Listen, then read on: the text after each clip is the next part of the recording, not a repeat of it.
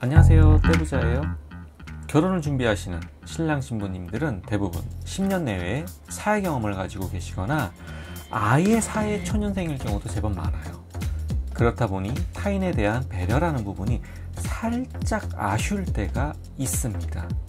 또한 일륜지대사라는 결혼을 준비하다 보면 신랑 신부님들은 큰 스트레스를 받기가 쉬워요.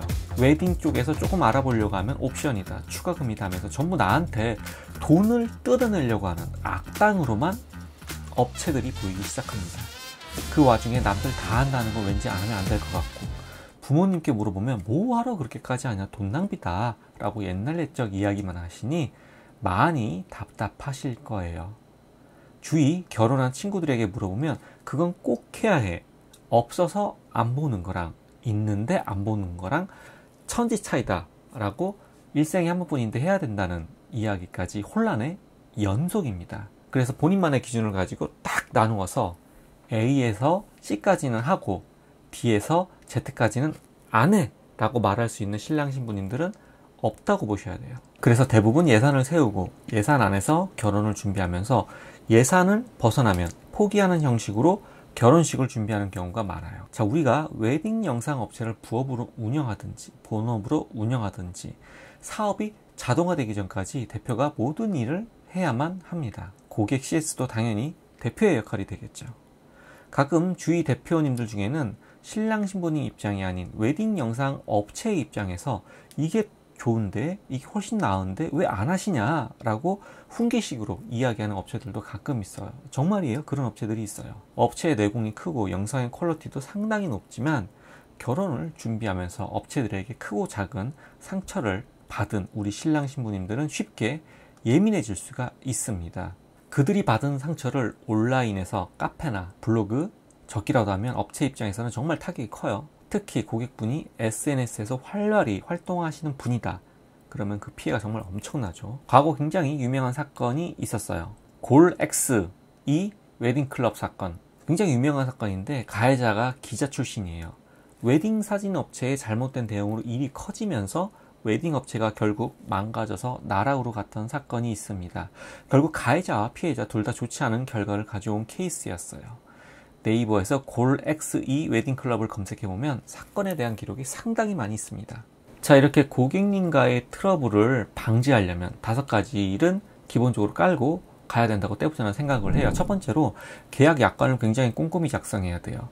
웨딩 영상 업체들 홈페이지를 돌아다니다 보면 계약 약관이 있습니다. 이 약관들을 분석해서 나에게 맞게 수정해서 쓰면 됩니다. 특히 프리랜서 실장님들을 쓰는 업체 같은 경우에는 조금 더 꼼꼼하게 작성을 해야 해요. 자료 멸실 시 상품가의 2배 보상, 1인 2캠 상품에서 서브캠이 녹화가 안 되었을 때 10만원 보상 등 꼼꼼하게 하면 할수록 고객분은 안심을 합니다. 또 문제가 발생해도 그 금액 안에서만 보상을 하면 되기 때문에 시스템을 만드는 게 중요해요. 그리고 계약을 하게 되면 계약 약관을 읽은 것으로 간주한다는 내용을 삽입하면 꽤 괜찮은 약관을 만들어낼 수가 있습니다. 제가 댓글에 링크를 하나 남겨놓을게요. 떼부자가 강의 시 사용하는 웨딩 영상 업체 약관 샘플을 보내드리도록 하겠습니다. 링크를 클릭해서 이메일을 남겨주시면 되세요. 댓글에 이메일을 남기는 분한테 제가 이제 드릴까 했는데 그러면 개인정보보호법에 문제가 좀 될 수 있다고 하더라고요. 자, 이렇게 웨딩 영상 스터디 컨텐츠를 구독하고 열심히 보면 분명히 얻어갈 게 있습니다. 두 번째로 추가 옵션을 미리 공개합니다. 요즘은 패백, 피로연, 인터뷰는 옵션으로 빼서 추가금을 받고 촬영하는 경우가 많아요.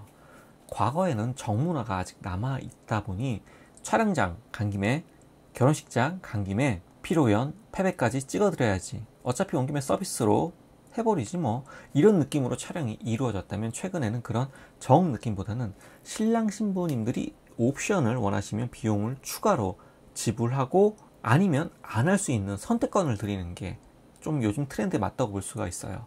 가장 안 좋은 상황은 현장에서 정신없는 신랑 신부님에게 이런 옵션 저런 옵션 추천하면서 하라고 하는 상황이 가장 안 좋아요. 돈 더 내라는 얘기잖아요. 현장에서 정신없는데. 영상에는 없어요, 이런 게 거의. 하지만 사진 쪽엔 아직도 남아있는 곳이 있습니다. 현장에서 촬영을 하다 보면 아직도 보여요. 자, 세 번째로 카카오톡이나 전화로 너무 많은 이야기를 하지 마세요.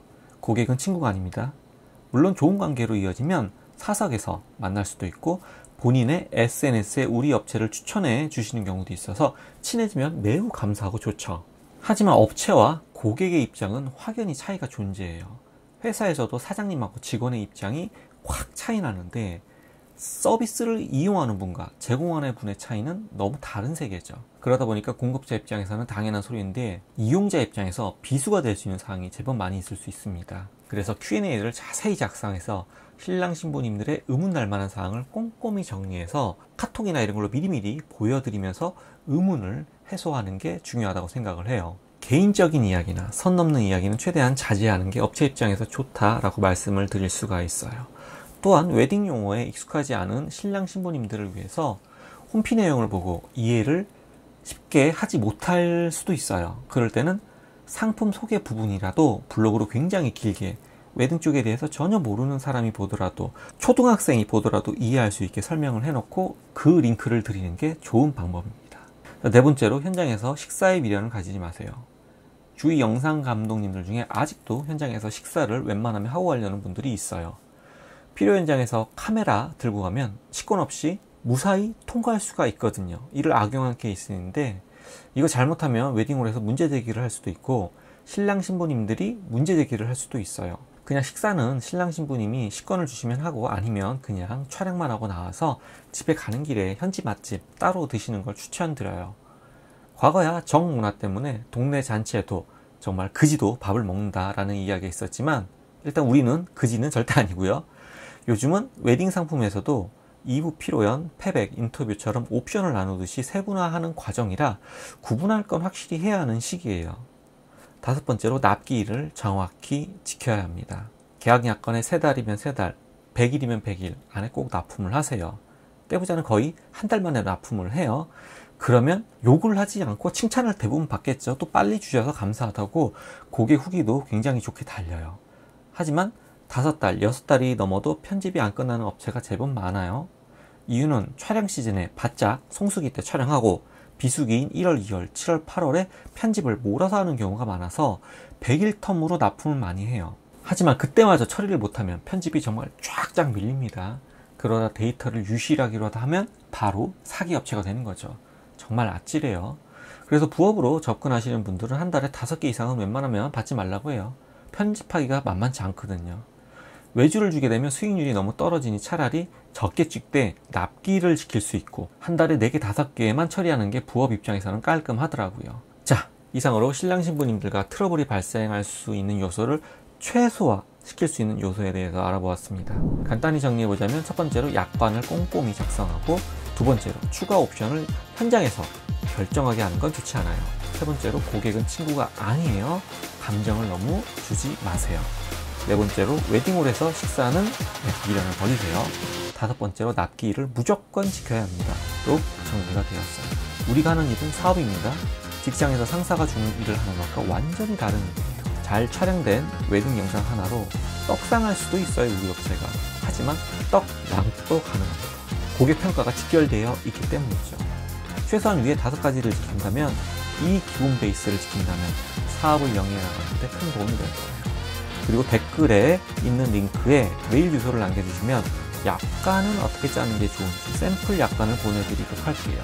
오늘 영상이 도움이 되셨으면 좋아요, 구독 부탁드릴게요. 다음 컨텐츠를 만드는 힘입니다.